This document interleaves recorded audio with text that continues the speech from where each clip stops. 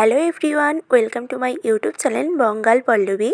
এটা আমাদের ঋষভে আসার সেকেন্ড ডে। তো আজকের দিনে আমরা বেসিক্যালি এখানকার লোকাল এরিয়াগুলো ঘুরে দেখি।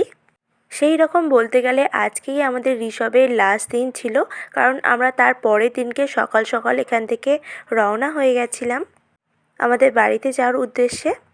তো আমি একটা ভিডিওতে তোমাদেরকে বলেছিলাম যে এখানকার পাহাড়িয়া ফুলগুলো তোমাদেরকে একটা ছোট্ট ভিডিও করে শেয়ার করব। বেসিক্যালি এখানকার ম্যাক্সিমাম ফুলগুলোর নাম আমি জানি না।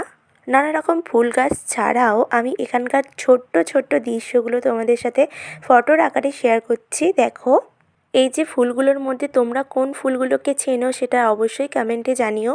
তো তোমাদের আগের ভিডিওতে আমি শেয়ার করেছিলাম যে আমাদের রিসর্টটা যে ছিল ওখানকার কি সুন্দর ফুল গাছগুলো ছিল এবং কি সুন্দর দৃশ্য দেখতে লাগছিল।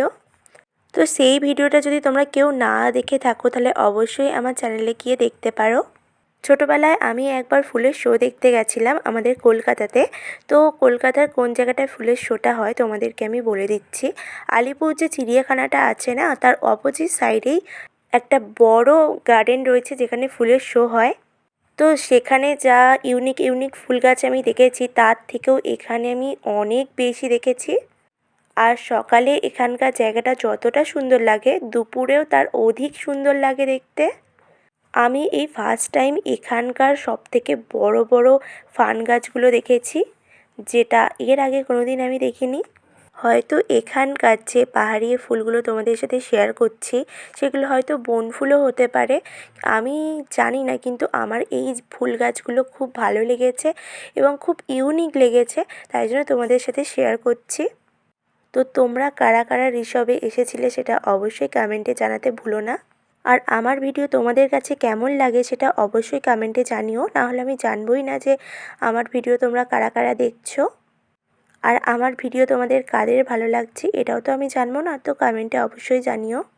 আর এই সমস্ত ফুলের মধ্যে কোন গাছগুলো তোমাদের বাড়ির ওখানে আছে বা তোমাদের বাড়িতে আছে সেটাও অবশ্য কমেন্টে জানিও।